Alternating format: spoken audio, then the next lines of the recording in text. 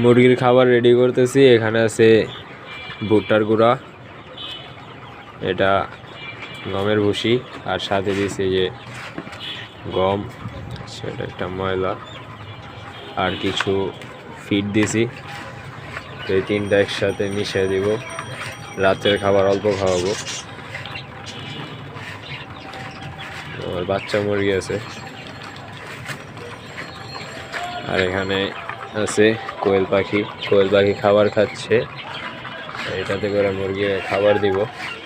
তো এটাতে একটু পানি দিয়ে গুলাবো। পানি একদম অল্প, আগে একটু মাখা মাখা করবো খালি পানি দিয়ে, একদম অল্প। তো এটা খাইতে কোয়েল আইসা করছে, কোয়েলের এটা অনেক ভালো লাগে, ওরা খায়।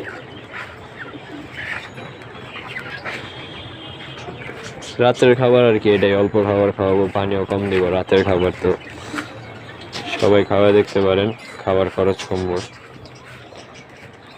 খাবারও মোটামুটি ভালো।